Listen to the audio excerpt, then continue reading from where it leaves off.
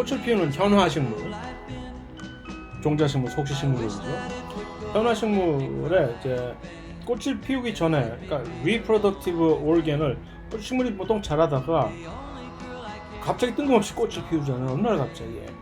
그러니까 꽃을 피우기 전에 있는 그냥 푸르죽죽한 그런 식물 그 모습, 바라보는 그 모습 전체, 그 모든 부분을 우리는 이 vegetative organ이라고 얘기합니다. 그래서 그것은 다시 말해서 이 생식 기관을 전혀 지금 표출하지 않은 꽃이 지금 피기 전에 비생식 기관으로서 그것을 한국말로 어떤 이유로서는 영양기관, vegetative,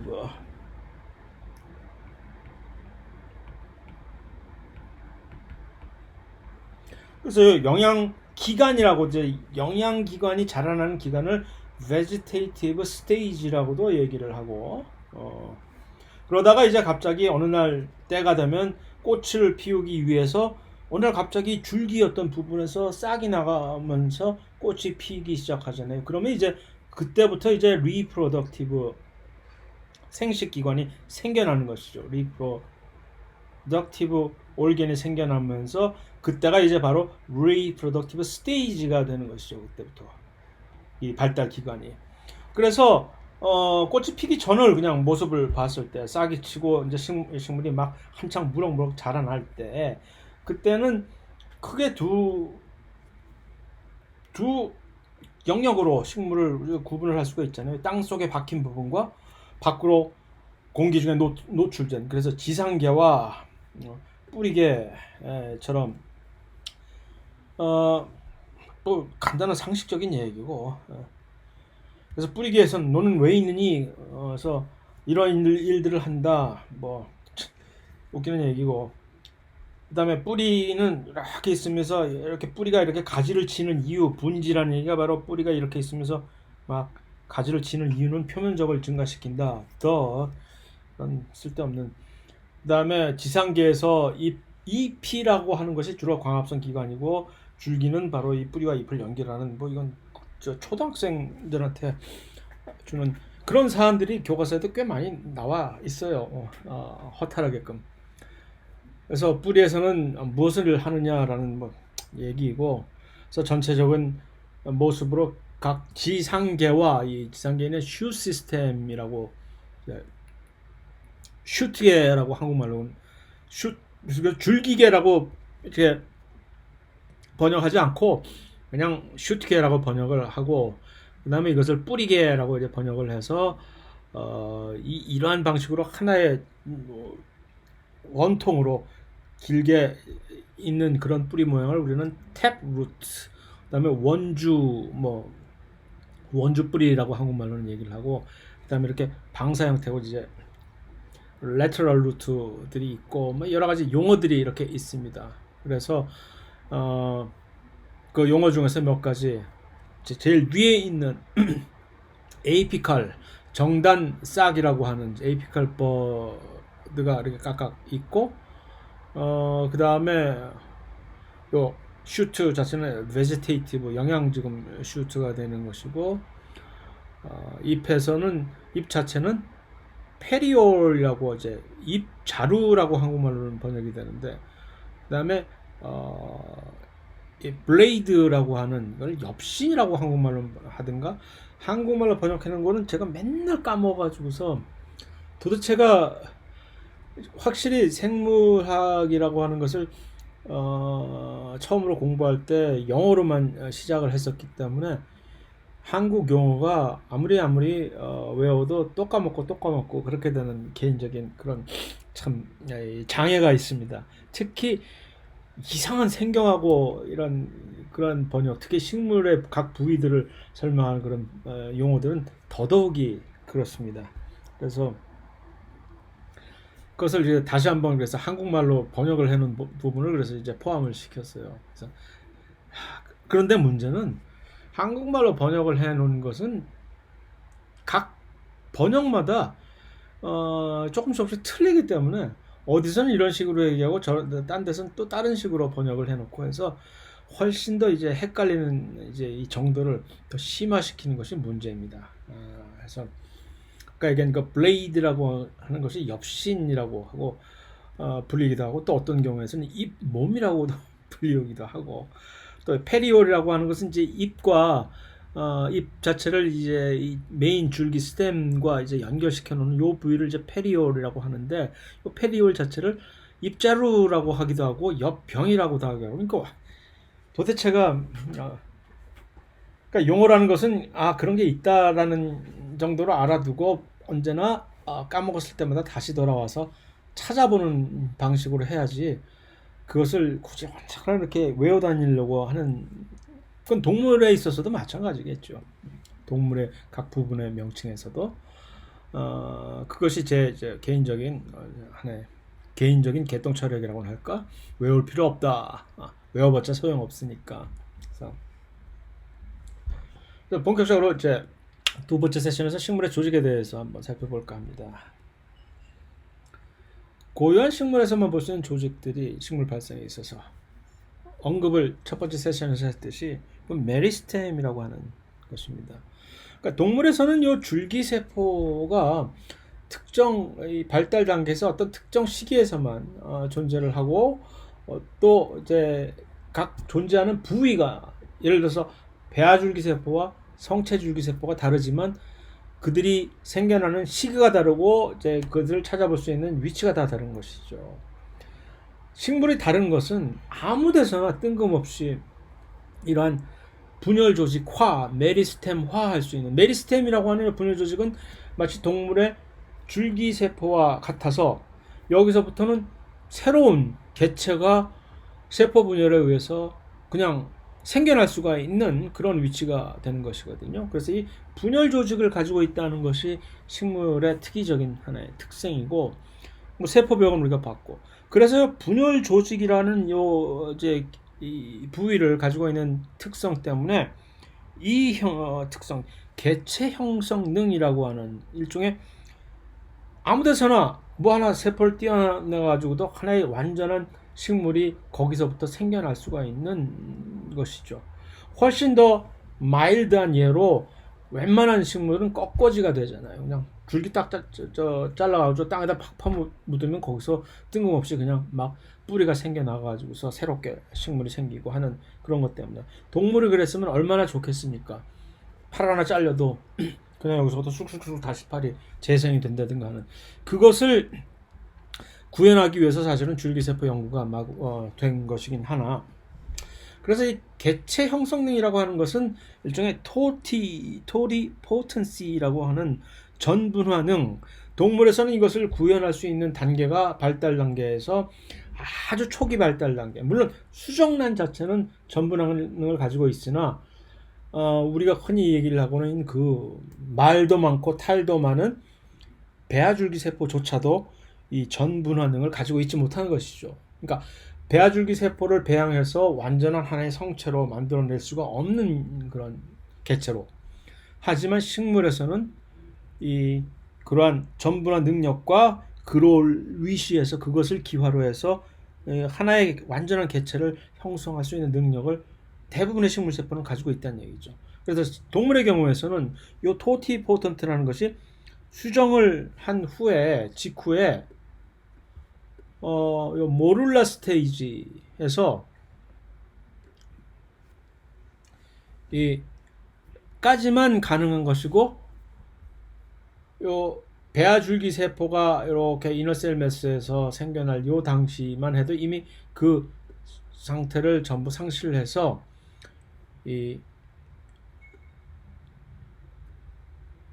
요 플로리포텐스라고 해서 요 자체를 물론 플로리포턴트라고 하는 것을 번역을 전분화능이라고 번역을 하기는 합니다만, 그래서 토티포턴트를 만능성이라고 이제 동물에서는 표현을 하고, 근데 식물계에서는 이것을 또 헷갈리게 전분화능을 토티포턴스라고 해서 헷갈리게 만드는데, 명확하게 하나로 통일을 합시다. 사실은 이 토티포턴시라고 하는, 그러니까 하나의 세포 또는 조직으로부터 완전한 완벽한 개체를 만들어낼 수 있는 그런 능력, 그것이 이제 토티포턴시인데, 이것은 영어로 그러니까 그 무슨 능력이냐 하면은 이것이 만능성이라고 얘기를 해야 됩니다. 한국말 번역이. 그 다음에 배아줄기 세포처럼 거의 대부분의 모든 조직과 기관을 형성을 할 수 있으나 완전한 개척 하나를 완전하게 만들어낼 수 있는 것에서는 약간 0.2% 부족한 그러한 능력을 우리는 영어로는 pluripotency라고 얘기를 하는데, 그것은 우리가 뭐라고 번역을 해야 되냐면 한국말로 이것을 전분화능이라고 해야 사실은 맞습니다. 그런데 이것을 이러한 것에 대한 고민이 크게 되어 있지 않은 그러한 초기에 이런 용어를 마구 이쪽 저쪽에서 함부로 사용을 하다 보니까, 특히 식물에서 뭐 토티포텐시를 얘기할 때 전분화능이라는 용어를 사용하고, 왜냐하면 그때는 전분화능과 상대적인 대척점에 서 있는 용어는 단순히 유니포턴트라고 하는 단분화능. 요 유니포턴트라고 하는 것은 요 성체줄기 세포처럼 한 종류의 특별한 세포로만 분화할 수 있는 그런 능력을 가지고 있는 그런 성질을 우리는 유니 하나, 그래서 단분화능이라고 얘기를 하는데, 이 중간에 대한 고민이 그다지 크지 않았을 때 생겨난 용어이기 때문에 그런데, 지금 현재 배아줄기 세포의 한계성과 그 이전의 수정란의 만능성과 그런 것들을 이미 이제 인지를 한 후에는 이런 식으로 사용을 해야 되기 때문에 그렇다라는 얘기입니다. 그래서 교과서에서 식물 쪽을 얘기를 하는 교과서에서 토티포턴스를 전분화능이라고 사용을 하고 있기 때문에 이렇게 일단은 얘기를 하긴 했으나, 실제로는 요 전분화능이라고 하는 요 능력은 사실은 통일해서 만능성이라고 사실은 얘기를 해야 훨씬 더 정확한 얘기다라고 할 수가 있겠죠. 그래서 무슨 얘기냐면 식물에서는 그냥 요 아무데서나, 예를 들어서 당근에서 뿌리 한 부분을 떼어 가지고서 뿌리 세포를 배양을 한 다음에 잘만 하면, 열심히 정성을 다해서 이제 기도하고 그러면 이 배양 세포가 분열해 가지고서 여기서 갑자기 이렇게 완전한 식물체가 이렇게 생겨 나와 버리게 되는 거죠. 아무데서나. 단순히 지금 이 당근 뿌리에서만 되는 것이 아니라 웬만한 식물 세포의 무슨 잎이라든가 뿌리라든가, 그러니까 얼마나 특별한 조건을 잡아주느냐의 문제일 뿐이지, 이론적으로 사실 어디 모든 곳에서 다 그게 가능하다는 것이 식물. 근데 동물도 사실은 요즘에 와서 이 유도만능 줄기세포 IPS라고 하는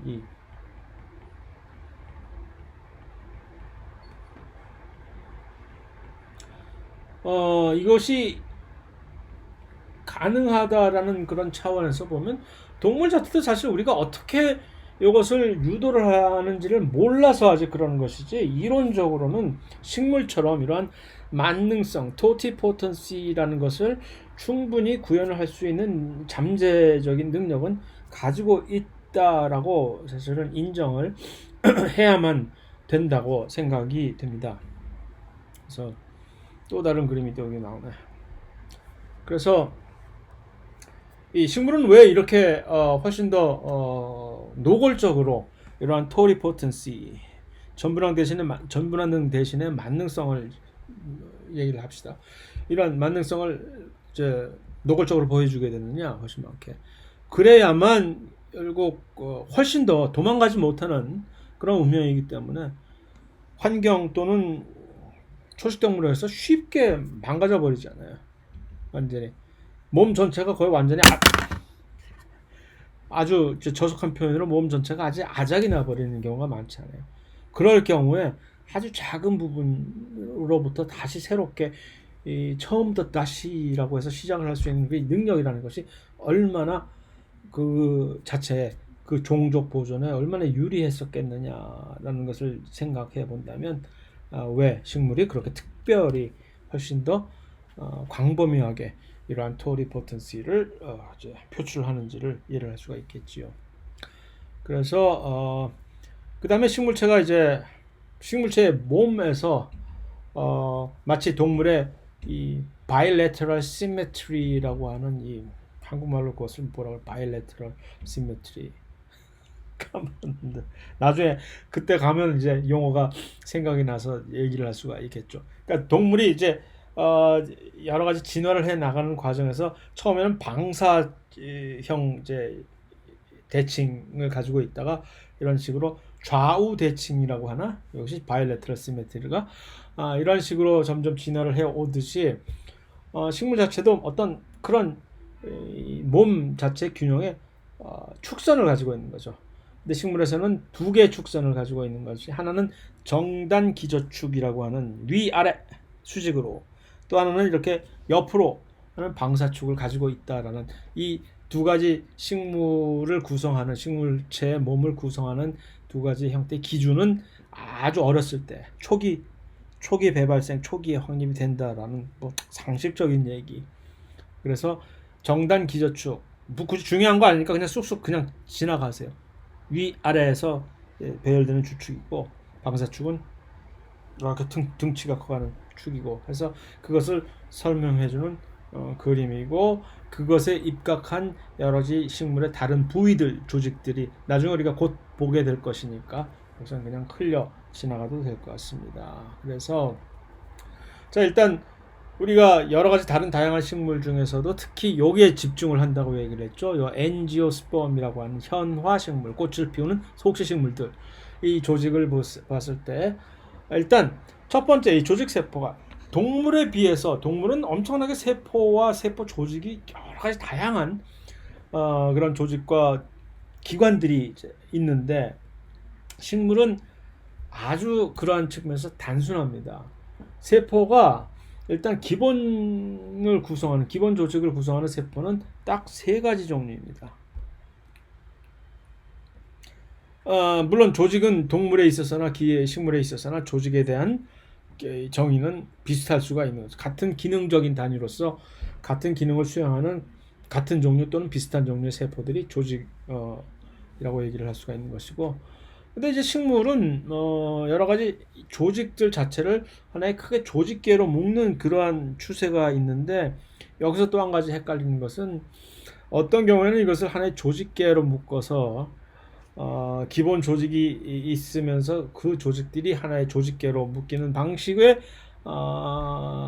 이제 정리를 하는 그런 그룹이 있고 또 어떤 식물 어떤 교과서에서는 이 조직 자체를 하나의 기본적인 심플한 단순 조직과 또는 복합 조직 두 개로 분리를 하는 그런 또 추세가 있기 때문에 그래서 소위 말하는 이 조직계라 또는 이 복합 조직은 무엇을 얘기하는 것이냐라고 할 때 일단 이름을 먼저 말씀드릴게요.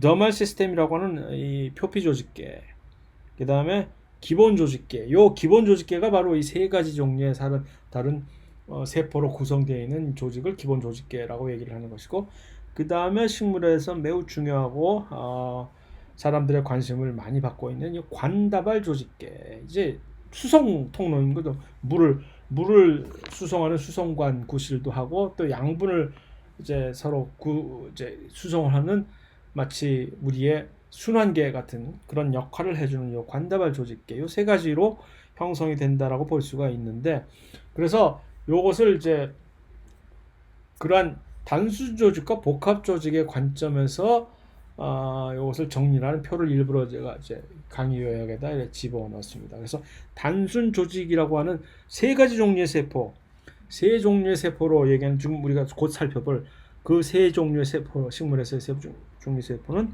하나는 유조직, 후각조직, 후벽조직. 이거 역시 영어로 사실은 전부 다 외워두는 것이 편하긴 하나 한국말이 있으니까 일단 한국말 소개를 해드립니다. 그렇게 하는 것과 또 다른 게 복합조직이라고 하는 요 이제 관다발을 형성하는 관다발 조직과 그 다음에 아까 얘기한 그 더말 조직, 표피를 조직하는 표피 조직, 요거 두 가지를 복합 조직이라고 얘기를 하는데 그 구성원들이 누구이며 기능이 어떤 것인지라는 것들을 정리를 했으나 자세한 사안을 일일이 여러분들이 지금 현재 신경 써서 외울 필요는 없다라는 것을 다시 한번 강조드리고, 혹시 원 미친놈이 이런 것을 시험에다가 이상한 것을 이렇게 묻는다라고 치면 뭐라고 어떻게 하시면 되죠? 비웃으면서 찾아보면 되는 것이지. 다시 와서 이게 어디 있었지? 그것을 찾아보면 되겠다.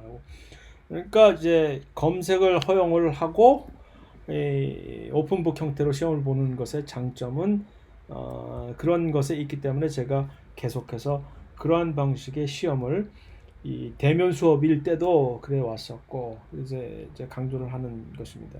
지식을 습득을 하는 트렌드가 바뀌었다는 것이죠. 옛날처럼 이 모든 각 세세한 지식들을 마치 여러분의 일생의 멍에처럼 이 머리에다 무겁게 지니고 다녀야만 얼마나 내가 경쟁력 있고 실력 있는 사람인지를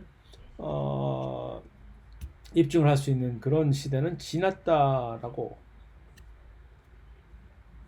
널리고 널린 것이 정보인데 바깥 세상에 그것을 언제 어느 때 적세적소에 찾을 수 있는 능력, 필요한 정보를 어떻게 찾아서 어떻게 끼워 맞춰서 포장해서 프레젠테이션을 하느냐라는 것이 훨씬 더 중요한 실력이 된 세상이다고 생각을 하기 때문에 그렇다는 얘기입니다. 그래서 자, 이 조직계라고 여기서는 이제 표시가 되어 있으나 이 표피 조직계 너멀 티슈 표피 조직을 사실은 하나의 복합 조직으로 바라보는 시각도 있다라는 것을 일단 염두를 둔 다음에 그래서 뭐 어쨌다는 건데 이 표피 조직이 바깥쪽을 형성하는 마치 우리의 에피더멀 티슈처럼 동물에 있어서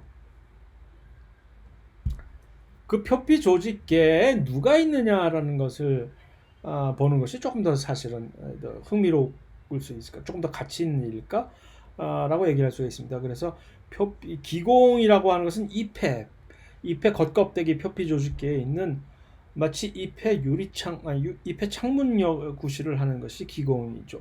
그러니까 잎은 광합성을 하기 위해서 이산화탄소를 외부에서 유입하고 또 광합성의 산물로서 일종의 광합성의 쓰레기로서 산소를 밖으로 방출해야 되는 그런 통로가 있어야 되는데 바로 이 기공이라고 하는 것이 그것을 제공해 주는 것이고 그런데 그 기공은 잎에 쌓여있는 잎의 표피 조직계에 존재하는 그런 특별한 장소 또는 이제 구조다라고 얘기를 할 수가 있고 트라이콤을 모형이라고 하는 것은 처음 봐. 아니 몰랐어요. 트라이콤이라는 것은 잎의 뒷면에 보면 아주 전자현미경을 보면 참 희한한 털이 있습니다. 삼지창 모양으로 뻗어나간 그 털인데 그래서 이것을 잎털이라고 한다. 그것도 처음 들어보고 어쨌든 이 트라이콤이라고 하는 것을 모형 또는 잎털이라고 한다는 것을 이제 저도 수업 준비를 하면서 알게 된 것이고 그래서 이들은 위에 잎에 왜 있느냐 할 때 이런 보호하는 그런 역할을 한다는 그런가 보다 알았어. 그래서 이것이 바로 이 전자현미경으로 바라본 트라이콤의 모습입니다. 참 희한하게 생겼죠. 이것이 잎의 뒷면에 각각 하나 우들투들하게 보이는 요 하나하나의 구역이 잎 세포 하나입니다.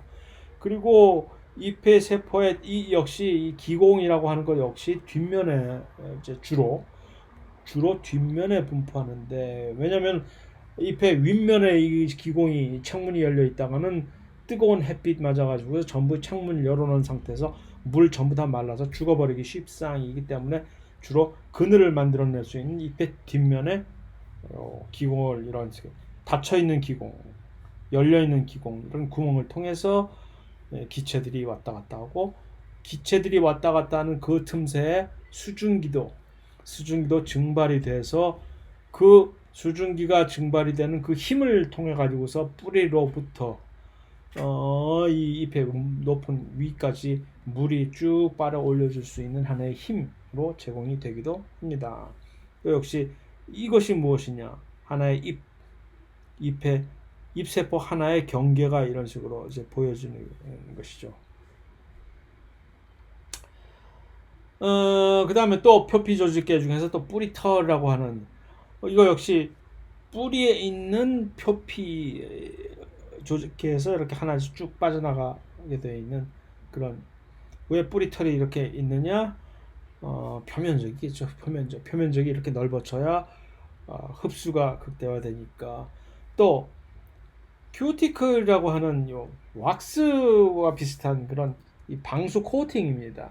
특히 잎의 그 표면을 덮고 있는 또는 이 줄기 역시 표면을 이런 식으로 방수 코팅 기능을 해주는 이 큐티클 요 지방들이 이렇게 코팅이 되어 있어야 물의 유실, 수분의 유실이 훨씬 더 최소화가 될 수가 있겠죠. 그래서 뿌리털에 대한 뿌리털은 이런 식으로 이렇게 미세하게 이렇게 싹이 나는 그 상황, 그때부터 만들어지기 시작합니다. 그래서 이 표피세포, 맨 바깥쪽에 있는 표피세포의 일종의 하나가 쭉 늘어나는 것이라고 보면 되겠죠.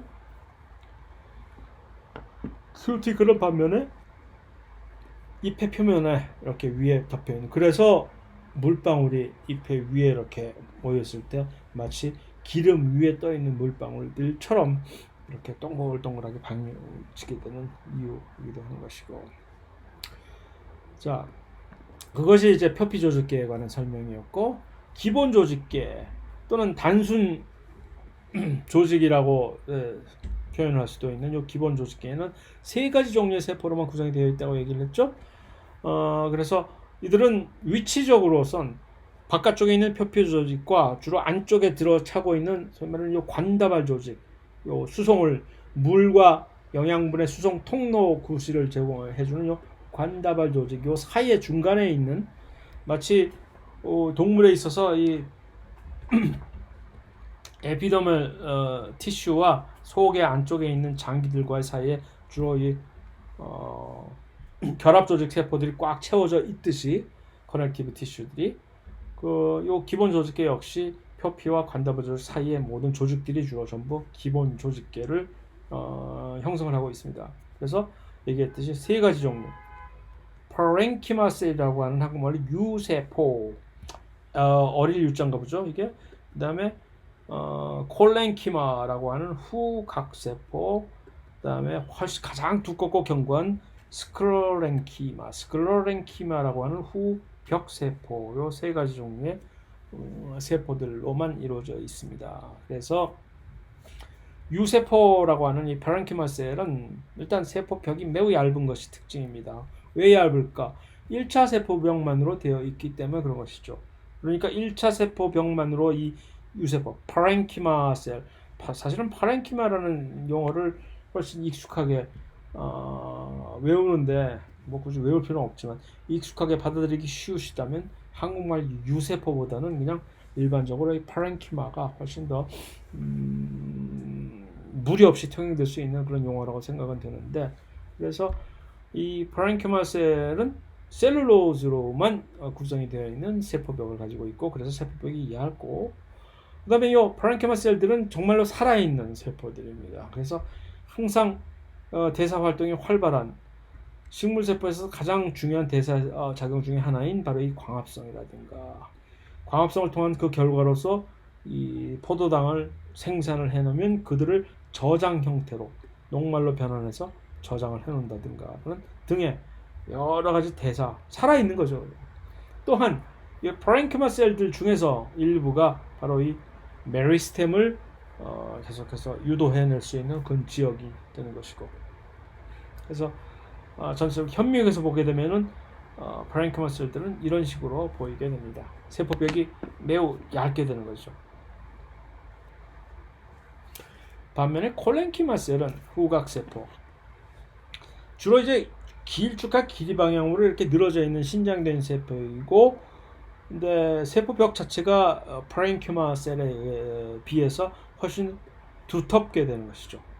1차 세포벽, 왜 이것이 두꺼워졌느냐? 아직도 1차 프라이머리 셀룰, 1차 세포벽이 하나, 여기에 팩틴이라고 하는 또 다른 종류의 이런 물질이, 특이한 종류의 카보하이드레이트가 여기에 보강이 되게 되는 것이죠. 그래서 실질적으로 셀룰로즈로만 되어 있는 파랭키마 셀들보다는 훨씬 두껍게 이렇게 자리 잡고 있게 되는 것입니다. 그리고 그래서 이 콜랭키마 셀 자체는 훨씬 더 딱딱하면서도 아직도 프라이머리 1차 세포벽을 가지고 있는 이런 것을 이유로 아직도 훨씬 플렉시블합니다. 그래서 그다음에 거의 대부분의 이제 후각 세포들은 완전히 머추어한 성숙한 후에도 살아 있는 세포이고, 그 얘기는 머추어한 후에 죽은 세포가 있다는 얘기죠. 그래서 이 콜랭키마 세포, 후각 세포들은 유연성을 가지고 있으면서도 강도를 보강해주는 그런 지역에 흔히 이제 사용이 됩니다. 그 중에서도 특히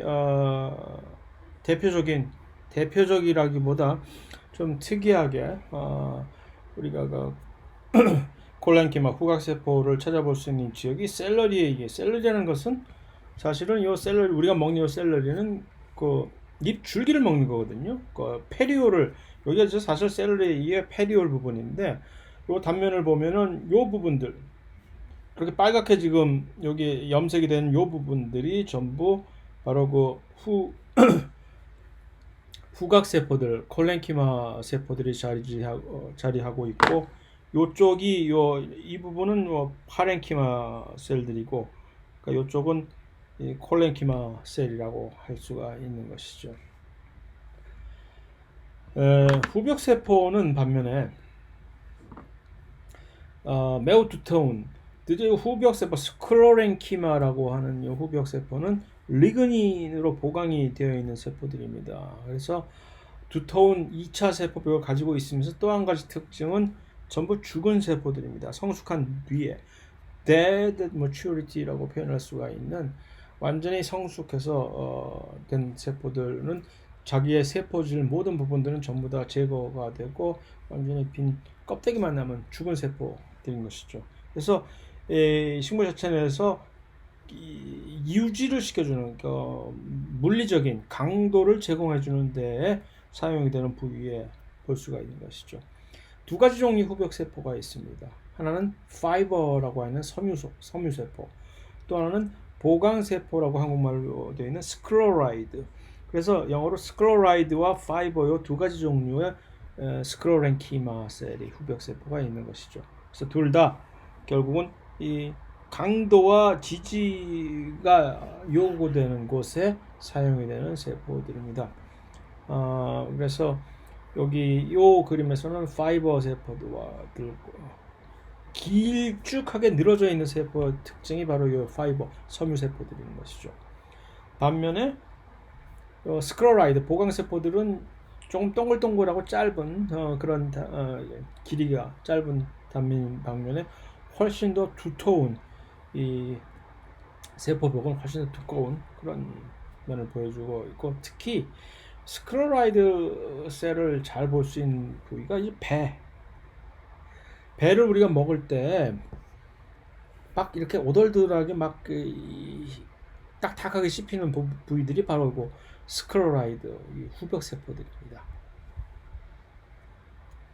그래서 두껍게 2차 세포벽이 나와 있는 그런 세무세포와 그 그림들이, 그다음에 또 보강세포가 단면과 실제 사진으로 보여지고 있지요.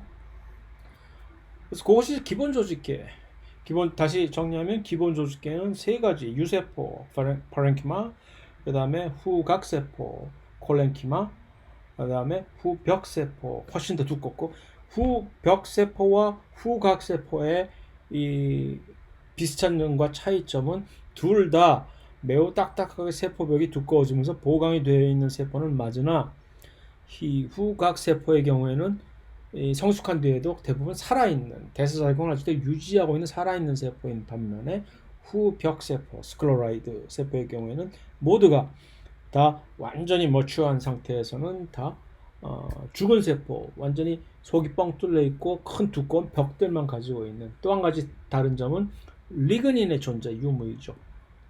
후벽 세포에서는 리그닌이라고 하는 2차 세포벽이 존재하는 것이고, 후각 세포에는 두꺼운 세포벽을 가지고 있긴 하나 그것이 리그닌에 의해서 두껍게 만들어진 것이 아니라, 2차 세포벽이 아니라 1차 세포벽에 팩틴이라고 하는 물질이 보강이 된, 불규칙하게 보강이 된 그런 차이점이 있다고 얘기를 할 수가 있겠죠. 자, 이번에는 이 컴파운드, 이제 복합 조직의 일종인 관다발 조직계에 대해서 한번 살펴봅시다. 배관, 물을 이제 수송을 하고, 그 다음에 양분을 수송하는 배관 및 수송 체계 기능을 하는 것이 바로 관다발 조직계인데, 두 가지 부위로 구성이 되어 있습니다. 하나는 자일렘이라고 하는 물을 수송하는 통로이죠. 플로엠이라고 하는 양분을 수송하는 통로. 방향이 서로 다릅니다. 그러니까 양분은 광합성을 하는 그 잎에서 주로 생산이 되는 것이고, 물은 뿌리에서부터 빨아 올려지는 것이니까 채관부를 통해서 이동하는 양분과 물관부를 통해서 이동하는 물이 거의 많은 경우에 서로 교차돼서, 이 지하철의 상하 하행선처럼 서로 이렇게 교차해서 움직이게 되겠죠, 일반적으로. 그래서 물관부라고 하는 자일렘은 뿌리에서 물과 물뿐만이 아니라 물에 녹아 있는 요 무기 이온들이 같이 이제 줄기와 잎의 모든 세포에 분배를 해야만 될 것이고, 그러니까 이건 완전히 통로를 구실을 해주는 것이기 때문에 이제 후벽 세포들로 주로 이루어져 있으면서 전부 다 죽은 세포들입니다. 근데 이제 물관부를 이루는 이 통로로 사용된, 그래서 영어로 conducting cell이라는 것을 한국말로 번역을 한 책은 통도세포라고 표현을 한 것인데, 이 두 가지 그런 물관부를 이루는 두 가지 종류의 세포는, 하나는 헌물관이라고 하는 트레이키드라고 발음합니다. 트레이키드, 헌물관, 한국말로. 그 다음에 또 다른 종류는 vessel element라고 하는 물관 요소라고, 헌물관과 물관 요소, 이 두 가지. 자, 어떻게 다르냐? 일단 단도직입적으로 이 둘이 어떻게 생긴 게 다른지를 보여주는 그림입니다. 이것을 놓고 우리가 비교를 해볼다면, 트레이키드라고 하는 헌물관은 길이가 길쭉하고 뚱뚱이와 홀쭉이처럼, vessel element라고 하는 물관 요소는 조금 짧고 통통하고, 이렇게 표현을 할 수가 있겠죠. 맞는 얘기입니다. 좀 더 세밀하게 들여다 볼 것 같으면, 트레이키드라고 하는 헌물관은 하나의 방추형 이렇게 돼 있죠. 방추형으로 되어 있는 이런 방추형 세포이면서 조금 좁다라는 얘기죠.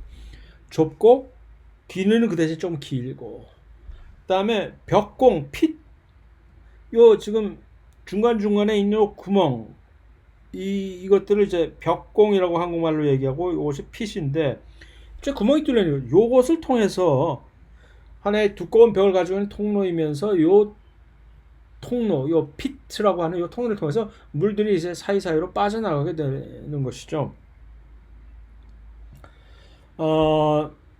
한마디로 트레이키드는 뭐냐? 약간 둘 중에 트레이키드와 베셀 엘리멘트 두 가지 놓고 비교를 해봤을 때, 원시적인, 진화적으로 조금 더 원시적 형태의 물관을 형성한다고 볼 수 있습니다. 그래서 이 딱딱하긴 하고, 침엽수라고 하는 것은 진화적인 관점에서 뭐 어떻습니까? 이 거시식물이잖아요.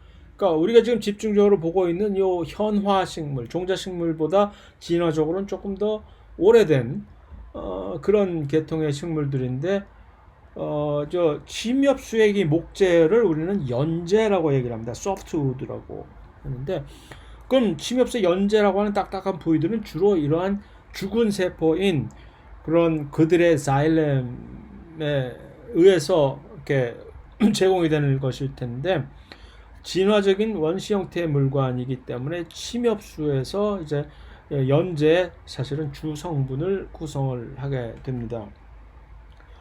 반면에 베슬 엘레멘트는 이 천공이라고 하는 새로운, 그러니까 트레이케이드는 볼 수 없는 천공이라고 하는 천공이 어디 무엇이냐면은, 지금 여기는 안 나와 있구나.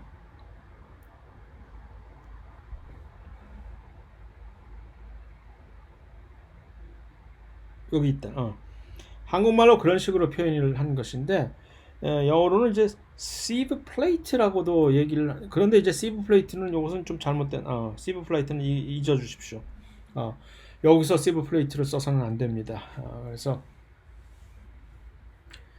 요 물관 요소 자체도 sieve element라고 우리가 표현을 해서도 안 되는 얘기고 잘못 레이블링이 된 그림입니다. vessel element라고 해야지 이걸 왜 sieve element라고 얘기를 해. 그래서 잘못된 그림.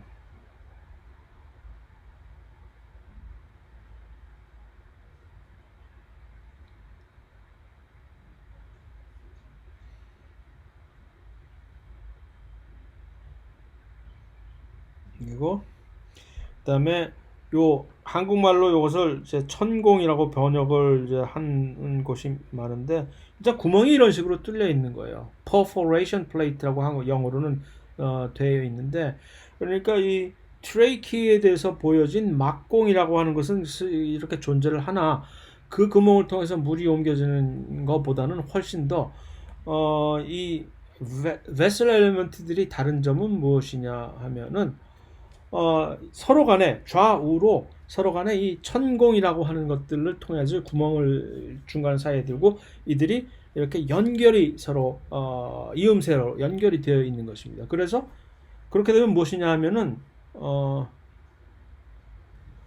하나의 이 천공이라고 하는 이 퍼포레이션 플레이트를 중간에 두고서 두 인접한 상하로 인접한 두 물관 세포가 그 천공을 사이에 두고 연결이 되는 방식으로 해서 계속해서 하나의 긴 관을 형성을 하게 되는 것이 요 vessel element의 물관 요소의 요 트레이키드라고 하는 헛물관과 다른 이 구성적인 요소가 다른 점입니다. 그 다음에 이들은 따지면 물리적으로 훨씬 더 짧고 이 반경 자체는 조금 더 넓고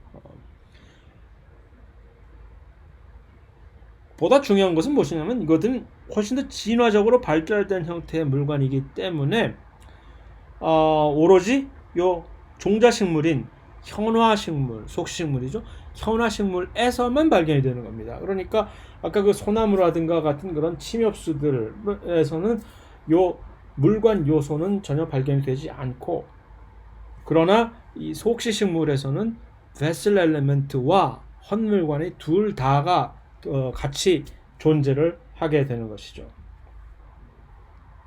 그래서 다시 정리하면 요 헛물관은 진화적으로 훨씬 더 약간 낙후된 형태, 오래된 형태의 물관이고 이들은 훨씬 길쭉하고 좁고 그 다음에 이들 사이사이를 연결해주는 이 통로는 사실 요 막공이라고 하는 옆에 뚫려있는 요 구멍을 통해서 물들이 서로 이렇게 옮겨 다니는 것이고 여기서 그래서 이들은 어디까지에서 발견이 되느냐 하면은 이 침엽수일 때 그 거시식물들까지는 이러한 약간 조금 낙후된 원시적인 그런 물건을 가지고 있다가 종자식물이 진화가 되면서 새로운 형태의 요 물관이 만들어져서 그 물관은 요 vessel element라고 하는 요 물관 sieve element가 아니라 vessel element라고 하는 물관 요소를 만들어낸 것이고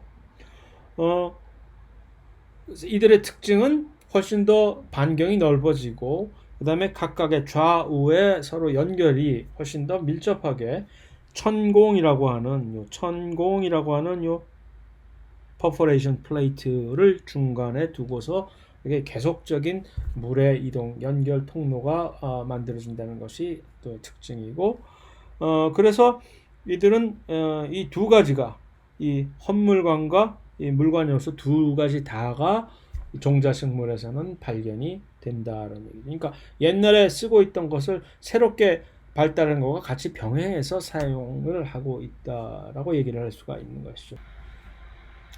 자, 반면에 이 체관부라고 하는 것은 이 물관부와 다르게 이들은 전부 살아있는 세포입니다. 그래서 이들의 기능은 탄수화물을 원래 만들어지는 광합성에 의해서 만들어진 요 탄수화물을 원래 설탕의 형태로 사실은 주로 이동을 수송을 하게 되는데 원래 만들어지는 저 장소, 공급부라고 하지만 영어로 사실 이것을 이제 source라고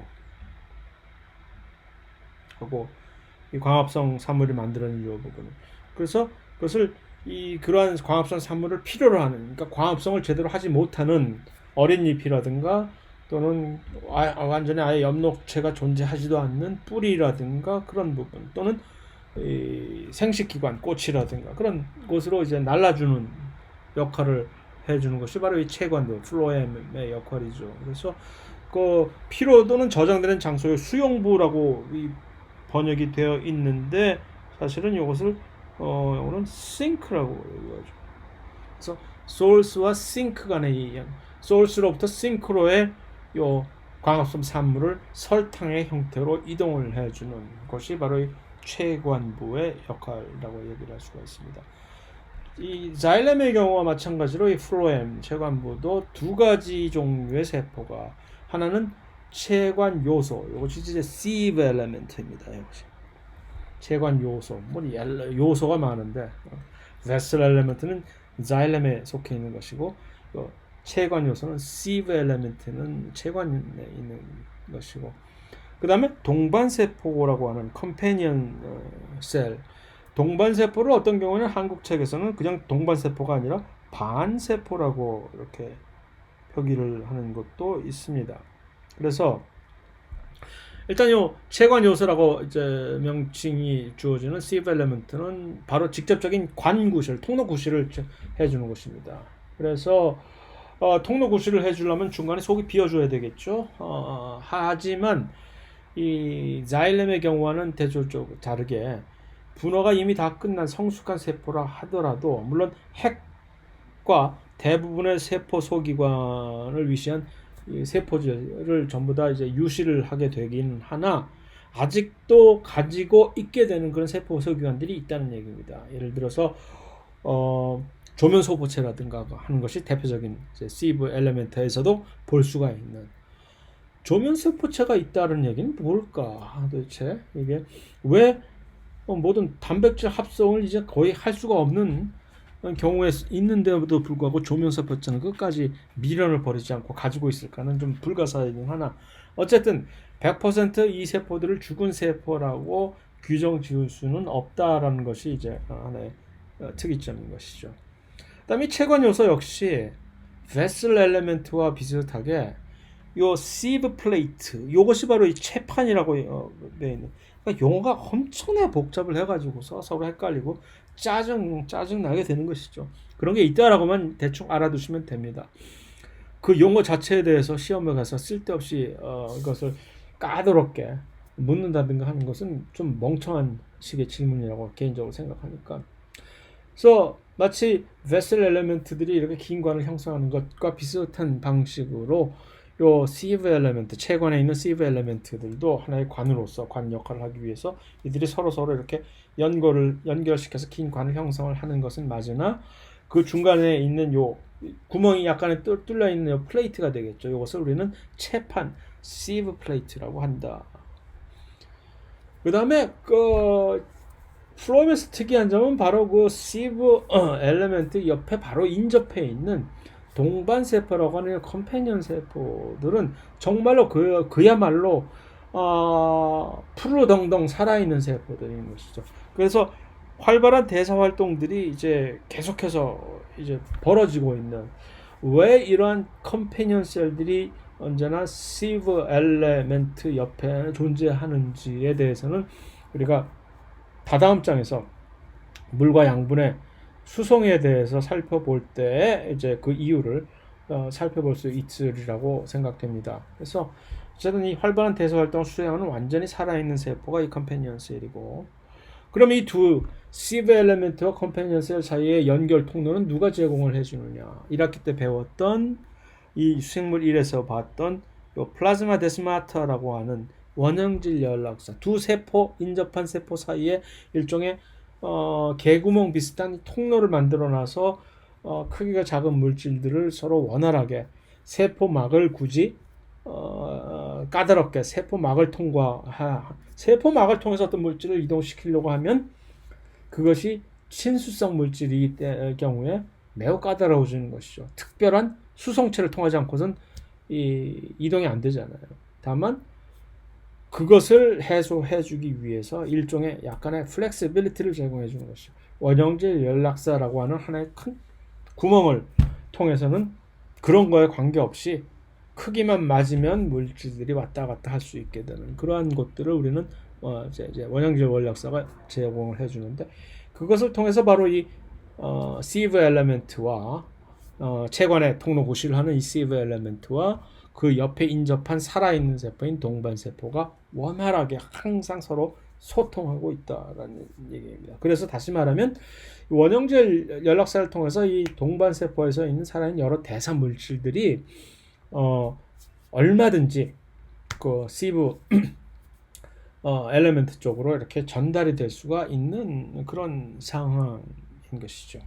그래서 그것을 그림으로 이제 살펴보게 될 것 같으면, 요 채판이라고 하는 시브 튜브들, 요것들을 사이에 두고 이렇게 개개인의 시브 엘리멘트들이 이렇게 연결이 되어 있는 것이고, 그 옆에 마치 요런 동반 세포들이 이렇게 싹 붙어 있고, 이들을 연결시켜 준다는 그러한 표현을 바로 이렇게 점선으로 이들이 표현이 되어 있는 이유가 바로 요 사이사이가 일종의 잘 발달되어 있는 그런 플라즈모데스마타 원형질 연락사들을 통해서 물질들이 원활하게 서로 왔다 갔다 이동이 된다라고 하는 얘기입니다. 그래서 거기까지가 이제 자일렘과 플로엠이라고 하는 물관부와 체관부라고 하는 그 대표적인 그 관다발 조직계를 이루는 두 요소를 이제 정리해서 살펴봤습니다. 그래서 그것들을 가지고 있는 전체적인 큰 계라 슛계라고 이미 얘기를 했잖아요. 그 전체적인 줄기들은 원래 전부 슛 에피칼 메리스템이라고 하는 줄기 정단 분열 조직이라고 얘기를 할 수가 있겠죠. 슛 정단 분열 조직에서 이들이 전부 세포 분열을 통해서 만들어진 것인데, 그 줄기 자체가 그러면은 예를 들어서 단면으로 딱 잘라봤을 때 줄기를 맨 바깥쪽에는 요 표피 조직계를 구성하는 요 에피더미스 표피와 그 다음에 관다발 지역이 이렇게 있으면 그 중간에 코텍스라고 하는 하나의 레이어 피층이, 여기 코텍스라고 하는 피층은 그러니까 그 기본 조직들이 질비하게 많이 풍부하게 늘어져 있는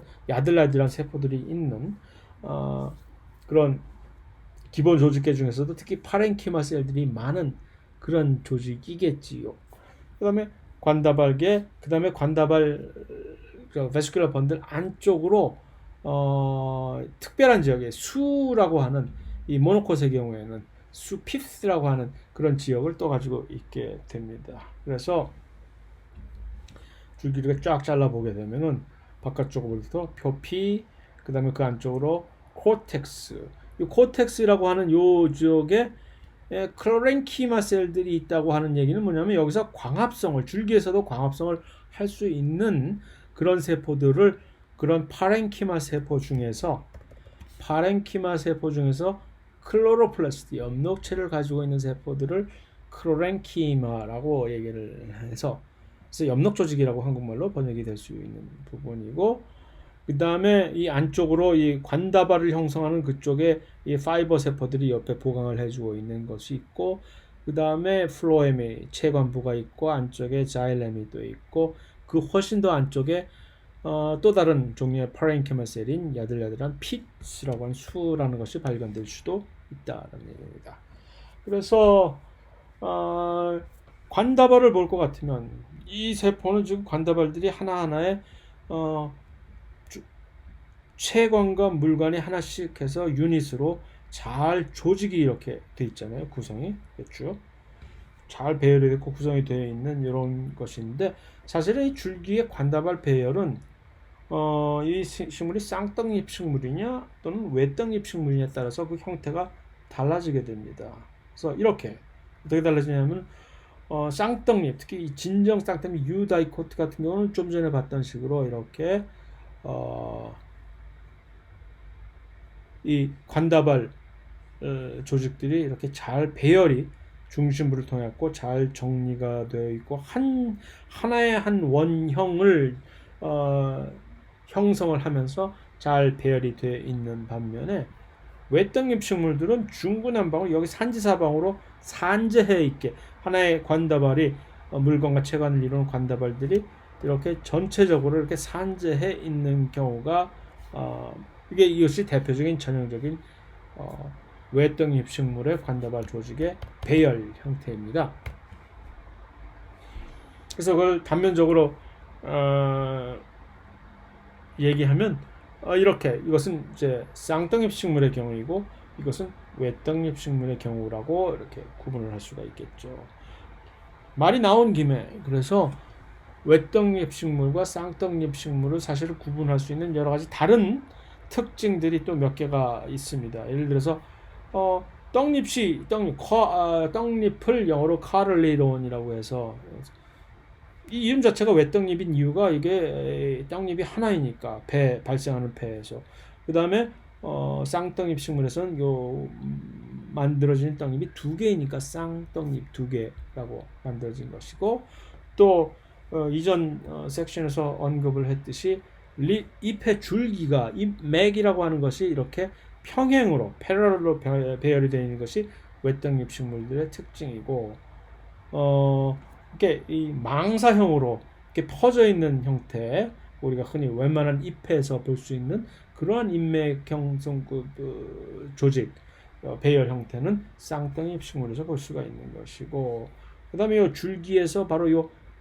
관다발 조직이 이렇게 완전히 산재해 있고 쌍떡잎 식물에서는 하나의 고리로서 링으로 이렇게 조직 배열이 되어 있는 것이고 뿌리의 형태도 쌍떡잎 식물에서는 하나의 원주라고 해서 메인 루트가 하나 있어요. 이것을 탭 루트라고 얘기를 하는데 이것이 보이는데 이 외떡잎 식물에서는 그런 것을 찾아보기 힘들게 전체적으로 퍼져 있는 이런 파이브로스라고 하는 그런 수염뿌리 비슷하게 이렇게 되어 있습니다.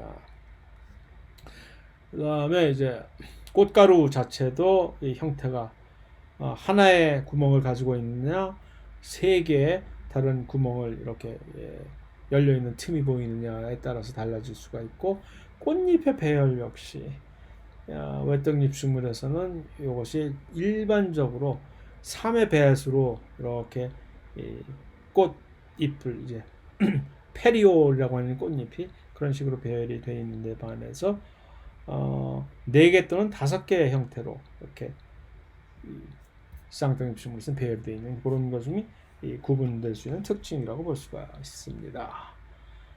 거기까지가 이제 전체적인 식물의 조직 세포들의 종류와 그것들을 사용을 해서 구성을 된 몇 개의 특징적인 기본 조직과 복합 조직에 대해서 살펴본 것입니다. 이 중에서 특히 중요한 것은 세 가지 형태의 세포가 있다. 정리를 요약을 하자면 그러니까 파렌키마, 콜렌키마, 스크로렌키마라고 하는 유세포, 각세포, 후벽세포라고 하는 그 세 가지 종류의 서로 두께와 강도와 살아있느냐 죽어있느냐의 특징이 다른 세포 종류가 기본 조직을 형성을 하고 있으며 이들을 이렇게 선별적으로 사용을 해서 좀 더 특화되는 조직계를 형성해서 그것을 이제 복합 조직이라고 표현을 하기도 하는데 그래서 자 바깥쪽에 있는 에피더멀 티슈라든가 또는 안쪽에 있는 베스큘러 번들이라든가 하는 것들을 이렇게 특별히 조직을 할 수가 있고 특히 이 관다발 조직, 베스큘러 번들인 관다발 조직의 경우에 있어서는 물관과 체관으로 이렇게 구분을 물을 수송하는 물관부와 양분을 수송하는 체관부 둘 다 각각 두 가지 종류의 이 구성 요소가 있는데 물관의 경우에는 이 물을 수송하는 통로는 좀 진화적으로 원시적인 헛물관과 진화적으로 발달된 물관 요소 베슬 엘리멘트가 차이가 있다. 그들의 구조적인 차이는 어떻게 되는가를 잘 한쪽은 길쭉하고 좁고 이 헛물관은 한쪽은 똥똥하고 짧고 그다음에 이 물관 요소의 특징적인 것은 여기에 이제 천공이라고 하는 구멍을 통해서 사이에 두고 긴 관으로 서로 연결이 되어 있고, 이들은 어디서만 볼 수 있다? 이 속시식물, 종자식물, 현화식물 둘 다 세 개 다 똑같은 얘기입니다. 이들은 그러한 엔지오스펌이라고 하니 속시식물에서만 발견될 수 있고, 그 다음에 허물관 역시 속시식물에서도 같이 발견이 되고, 거시식물, 소나무와 같은 침엽수들인 거시식물에서는 요 베슬 엘레멘트는 그러니까 발견이 될 수가 없는 것이고, 진화적으로 훨씬 더 발달된 것이니까, 그죠? 자, 체관의 경우에서는 진화적으로 서로 발달됐다 덜 발달됐다 하는 두 가지 종류의 서로 다른 요소가 있는 것이 아니고, 두 가지 종류의 세포가 하나의 체관을 구성하는 것이죠. 하나는 실제적인 양분을 이동하는 통로 구실을 해주는 체관 요소, sieve element라고 하는 체관 요소가 있는 것이고, 이들은 물론 속이 비어있는 상태이긴 하나 그럼에도 불구하고 죽어있는 세포라고 단정 짓기에는 세포질 안에 어떤 구성 요소들을 아직도 간직하고 있는 경우가 흔히 많기 때문에 완전히 죽은 세포라고 볼 수가 없다라는 것이고, 또 다른 한 가지는, 다른 종류는 바로 그 옆에 살짝 붙어있는 완전히 살아있는 세포인 대사적인 활발한 동반세포, 영어로 컴패니언셀이라고 하는 것들이 같이 거의 밀착되어 있다시피 같이 붙어 있다. 그래서 이 둘 사이는 원형질 연락사라고 하는 작은 틈새 통로를 통해서 많은 물질들이 서로 왔다 갔다 할 수 있게 만들어 준다라는 것이 일종의 정리된 요점이라고 얘기할 수가 있습니다. 자, 여기까지가 이제 두 번째 섹션. 세 번째 세션은 어떻게 시간적으로 내일 해야 될지를 한번 생각을 해본 다음에 좀 고민을 해본 다음에 진행을 하도록 하겠습니다.